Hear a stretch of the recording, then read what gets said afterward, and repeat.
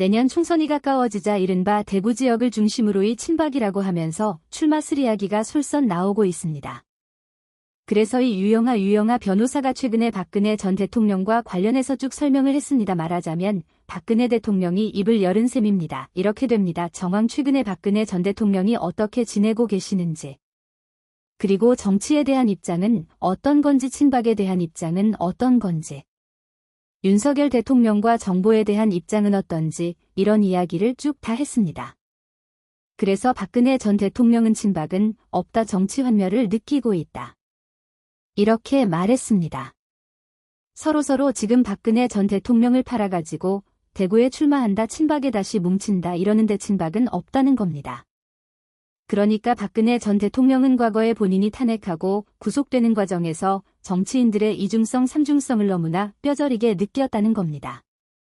그러니까 철저하게 대통령을 이용하고 권력 주문해서 이렇게 대통령을 이용해 가지고 자기 정치를 많은 사람들이지 나라를 걱정하거나 생각하는 사람 없다 하는 겁니다. 그래서 박근혜 전 대통령이 밝혔던 이 내용들을 오늘 주간조선에서 유영하 변호사를 통해서 밝혔습니다. 조만간에 박근혜 전 대통령은 국민들에게 한 9월 달쯤에 전체적으로 입장을 밝히겠다, 이렇게 말하고 있습니다. 또 일각에서는 박근혜 전 대통령이 치면서 있다는데 그건 너무나 낭설이다, 이렇게 말합니다.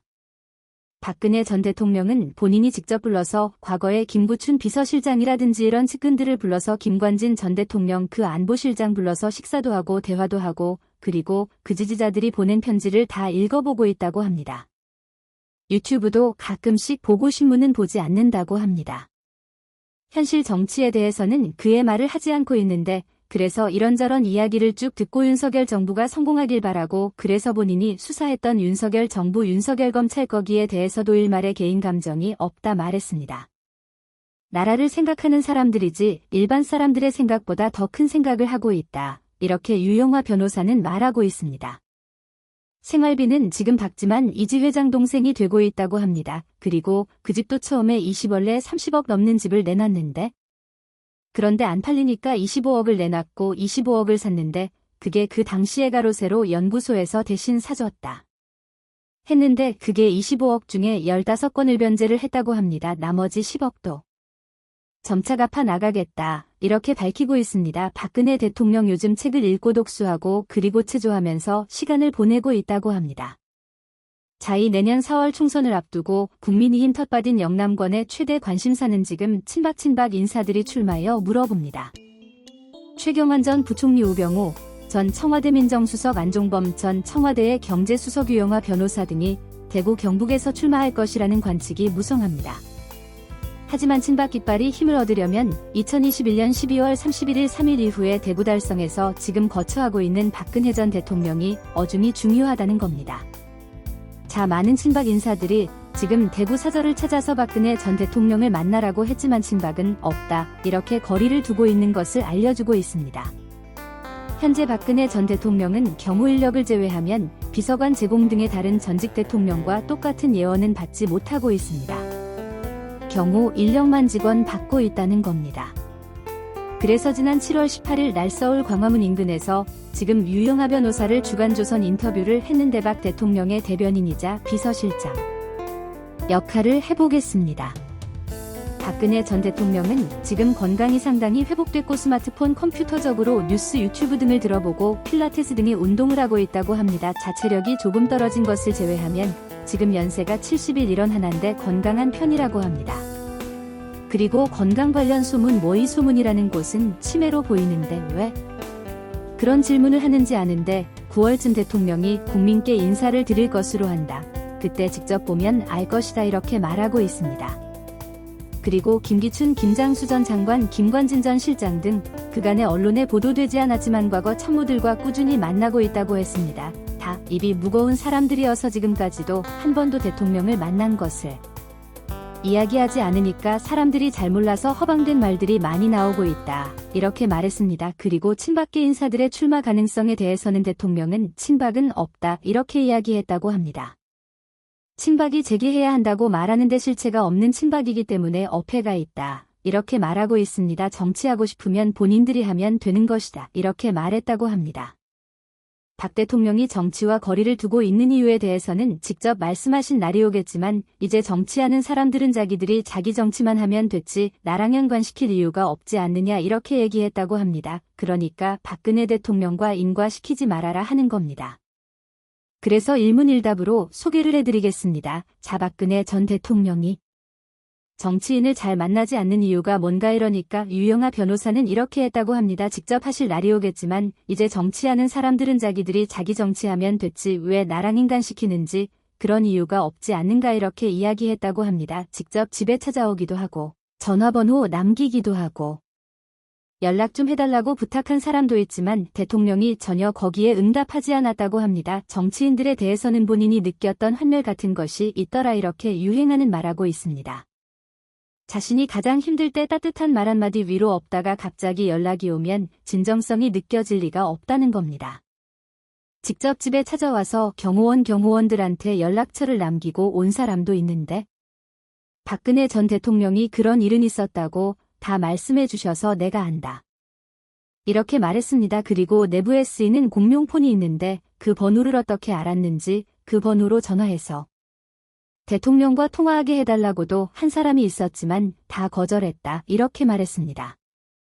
그러면서 이런 것들 나중에 대통령으로부터 전해 듣는 이야기인데 대통령이 아무 반응이 없으니까 만나지 못하는 것이다. 이렇게 말합니다. 정말 만나고 싶다면 편지를 미리 하고 언제 만나고 싶다고 밝힌 후 찾아가면 되는 것이다. 못 만나는 것은 대통령이 만나기 싫어하기 때문이다. 이렇게 말했습니다. 아직도 내가 대통령을 가로막아서 못 만나는 것이라고 말도 안 되는 소리를 하는 사람들이 있다.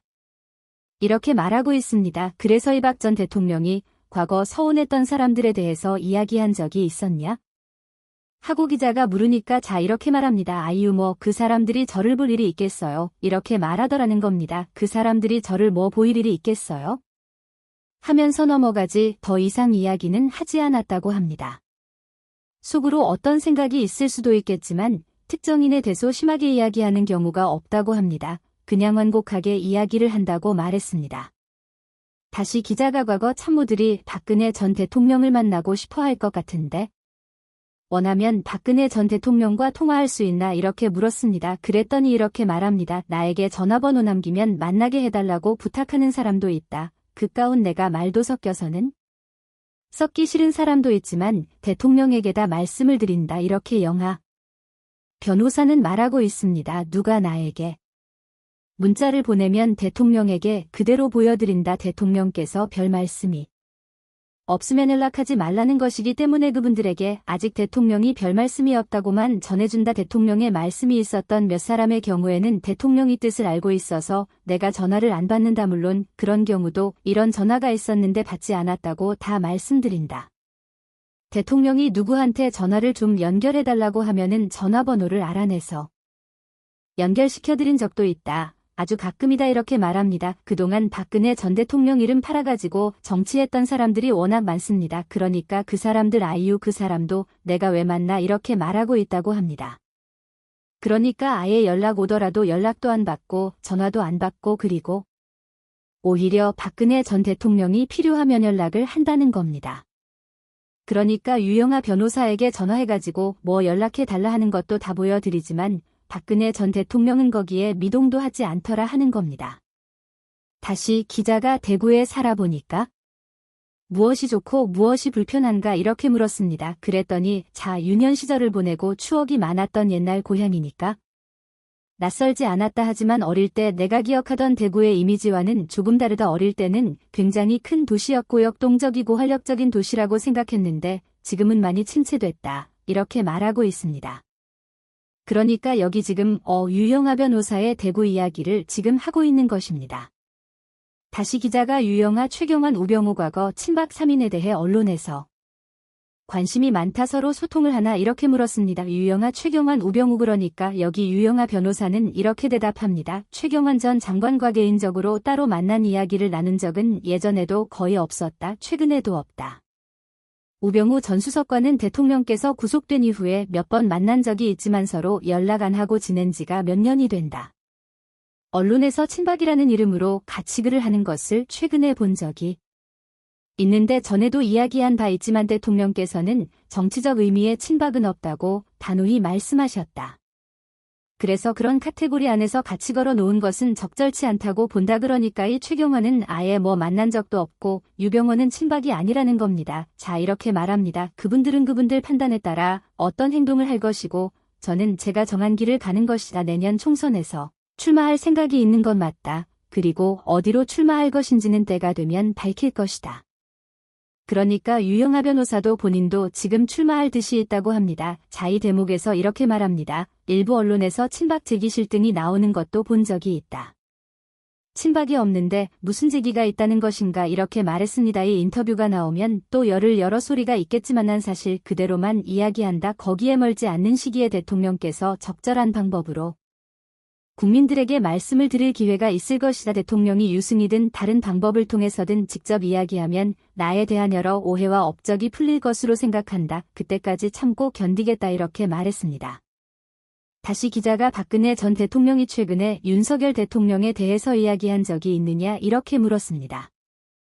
그러니까 현지 대통령에 대해서 이런저런 이야기를 하는 것이 예의가 아니라고 생각하시는 것 같다. 평소에도 남의 이야기를 잘 안 하신다. 보는 데서 그 사람 이야기하지 안 보는 곳에서 하지는 않는다. 이렇게 말했습니다. 다시 기자가 지난 윤석열 대통령 취임식 참석과 관련해서 박근혜 전 대통령이 망설여지는 않았나 이렇게 물었습니다. 그랬더니 윤 대통령 취임식 전에 내가 대구 수성을 보궐선거에 공천을 신청했던 것이 알려진 사실이다. 일부에서는 내가 공천을 신청했기 때문에 대통령이 공천을 위해서 취임식에 갔다는 말도 했는데 그것은 사실과 다르다. 공천에 대한 확신은 없었으나 경선하면 해볼만 하다고 생각했다. 공천 방식은 당에서 결정하는 것이고 후보자는 그 결정에 따르면 되는 것이다. 내가 공천받지 못하면 대통령께서 취임식에 가지 않을 것이라는 이야기도 있었지만 그건 대통령을 모르고 하는 말이다.